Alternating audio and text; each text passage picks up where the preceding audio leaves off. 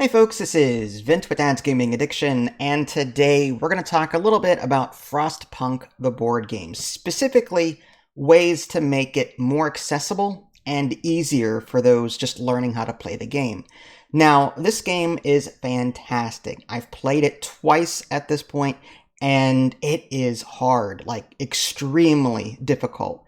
And that could be a good thing, but it could also be a bad thing. Some people love a challenge, and that's totally fine. If you like a challenge, you'll love Frostpunk the board game. It's meaty, it's complicated, it's very difficult to win, but there are people like myself that like a more casual experience, and I think the developers kind of missed the mark here. They did not introduce a beginner-friendly slash casual scenario for players to ease their way into to sort of learn the game. Yeah, there is an introductory scenario, but trying to win it is near impossible.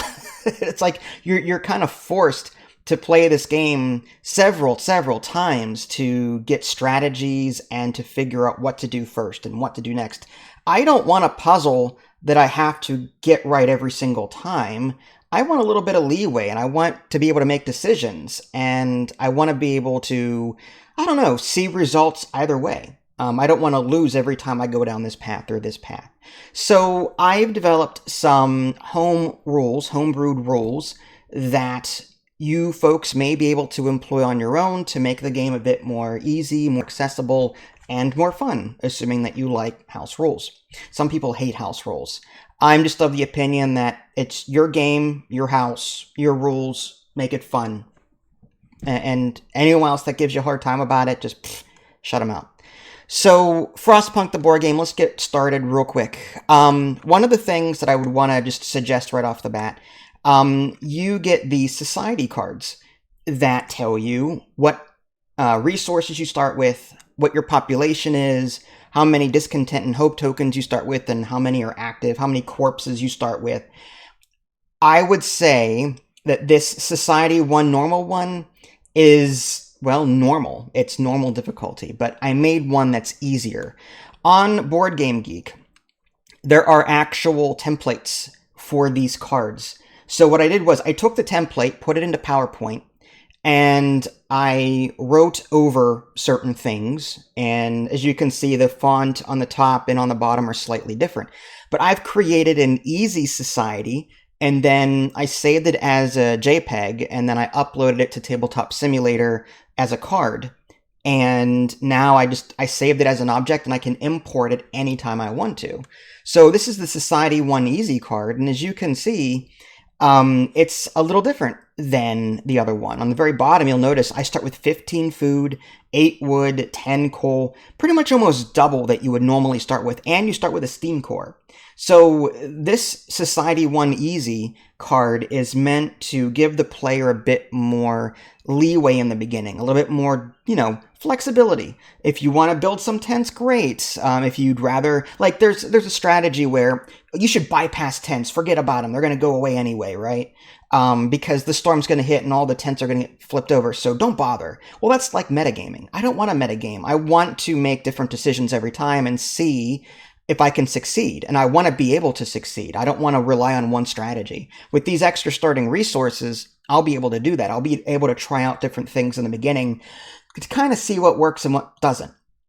And as you can see, you start with slightly less population, but still the same amount of meeples. 21 workers, 11 engineers, and 8 children, compared to the 22 workers, 12 engineers, and 8 children. It's still going to roughly give you the same amount of worker meeples that you can place around the board. It's just slightly less terms of population, so that when you're feeding your population, you have slightly less mouths to feed. But this is the original Society 1 normal card, and this is what that is. And then coming back over to mine, you'll notice there's a huge difference between the supplies, and you also start with 2 active hope tokens and 0 active discontent, and also no corpses. And that's important because whenever the 1 dust card comes up, the inevitable, you have no corpses yet, so you won't gain any 6 citizens right away. So this dust card is not as bad until you start getting citizens on the Skull side. So this is another way to sort of circumvent early bad RNG by drawing this card repeatedly, because you start with one corpse normally, which is terrible. So anyway, that's the first thing I would recommend doing. And if you don't want to be fancy and make your own society card, just make up your own starting layout. It doesn't have to be anything fancy. Tabletop Simulator here, this particular mod has a scripted setup, but you can just as easily, once it's done, just start moving tokens around and give yourself more resources by adding them to your board down there. So you do what you want. Give yourself some extra starting resources, just to give yourself a little bit of leeway. Another thing you could possibly do is adding a couple of extra near tiles at the very beginning of the game, preferably away from the wall resources. So, and this is a standard, scripted setup. You've got a wall over here, a wall there, and some wall resources there.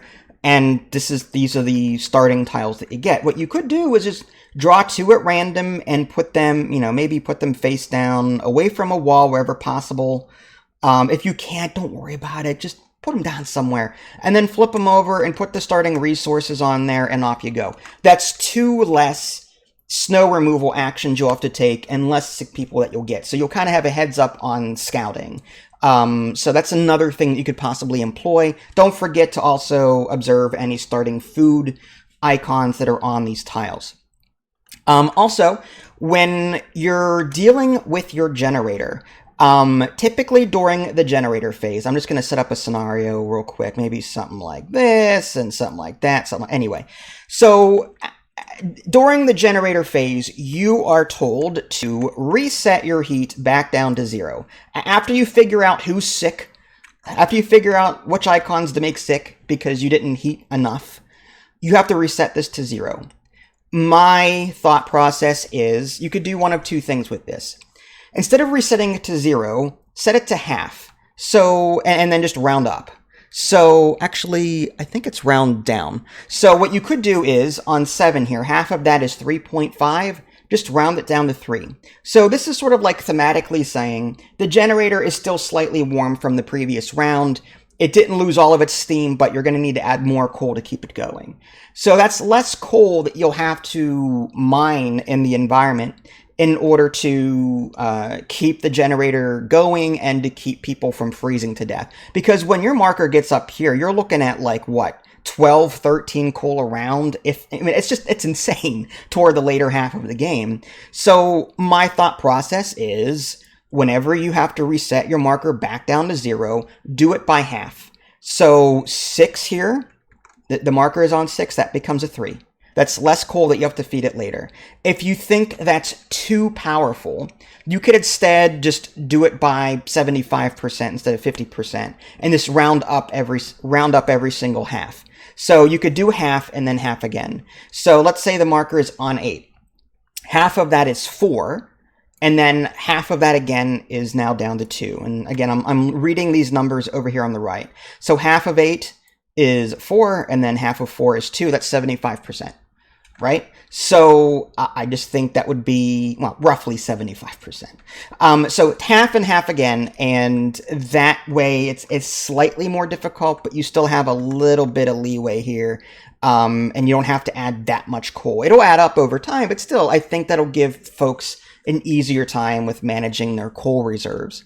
Another thing that I hate is that typically you are given 4 of these technology cards, and that's it. In the video game, you have access to a wide range of technologies.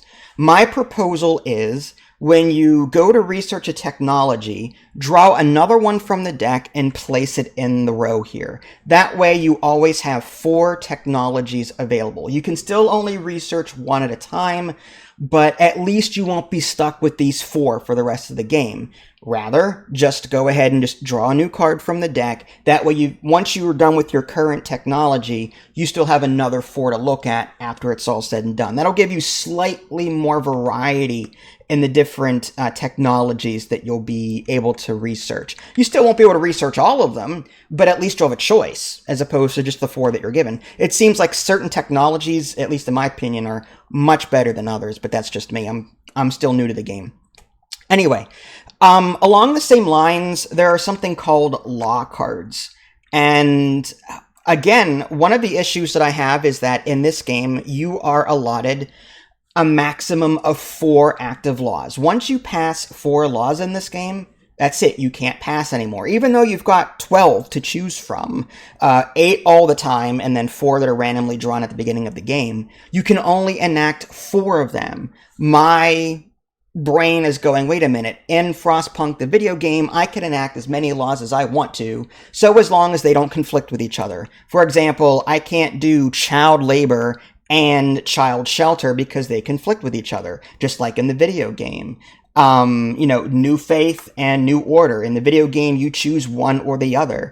I don't like the fact that you're limited to 4 laws. I know they're powerful, but my thought process is, for the sake of a house rule, there are no maximum law limits. Just pass 1 per turn, limit, but you can pass as many as you want through the game, so as long as they don't conflict with each other. If you pass child labor, for example, you cannot pass child shelter, just like in the video game. That's another house rule that I would recommend trying. Death effects are particularly nasty. When people start dying, well, it's nasty. Just a case in point. Let's say that I had to use a death effect. On the very bottom of these citizen cards is a death effect, and it tells you based on the class what you lose. You're always gonna lose 1 hope regardless, and then something else. Sometimes it's an extra hope. Sometimes it's you exhausted justice or whatever. I would say, for the sake of an intro game, ignore death effects. Still track deaths via the corpse marker, wherever this is on the tabletop simulator. I think it's over here. Yeah, there it is. So still track it this way, and if you get to 10, you lose. And also still track it on the population tracker here. However, don't draw a citizen card and resolve the death effect. You've got enough on your plate to deal with. So that's another suggestion. Just ignore death effects. That makes deaths a little less punishing. Lastly, I recently released a 3-hour-long video, and it was my second playthrough, and someone pointed out that I'd made a number of mistakes, and I cheated, quote-unquote cheated, unintentional. But some of the rules were very questionable. Like, for example, one of the ones that they had pointed out to me was, I cannot build on the same space as a meeple. So, for example, if I have a worker here that gathered resources at some point, I could then not build a beacon on that same turn, on that same tile. And I'm thinking to myself, well, why not? I mean, is the beacon... I think this person would be well enough to move out of the way so that they can build this beacon here. It just doesn't make any sense to me. If I cleared off resources off of a tile, then I should be able to build stuff there regardless. I agree with the whole, you can't have 2 buildings on the same space. I get that. But, come on, that's just really nitpicky. Not being able to construct a building, if I put a worker here and clear off resources, I should be able to, on the same turn, put a building down in that same spot. Like, that's just overly nitpicky, in my opinion. Also, I think they had mentioned that I wasn't allowed to use a building that I had enacted via law that same turn. I tried finding that in the rulebook, and I couldn't find it. So, regardless of whether or not that's an actual rule or not, my recommendation for this last part is, this rulebook is 30, 40 pages plus, okay? And then you've got your scenario book.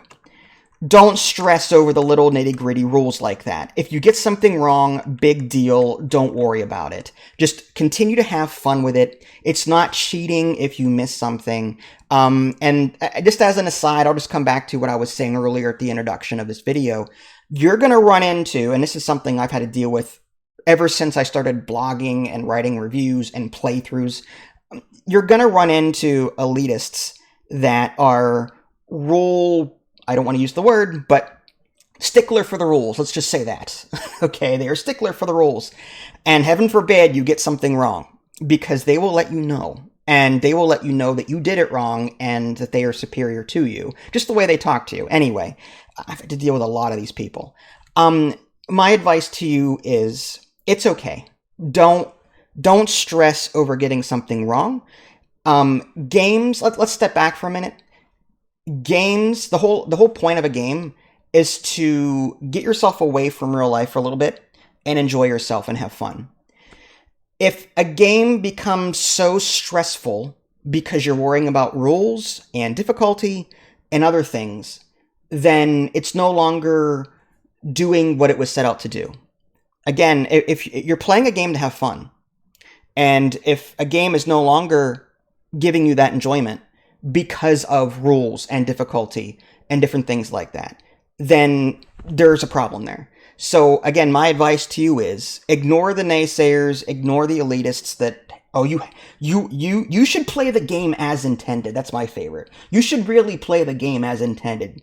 Screw you. I'll play the game how I want to play it. And I'll have fun on my own time doing it. So don't worry about that. Find a house rule set that makes you happy, that makes you and your gamer group happy, and write it down and just use that. And if anyone has a problem with it, they know where to go. So hopefully these house rules may help you make the game slightly more accessible. It's a great game, it really is. It's just really complex and really deep and very difficult, and hopefully these little house rules will make it slightly less so. This is Vince, thanks for watching, and I will catch you all next time. Take care.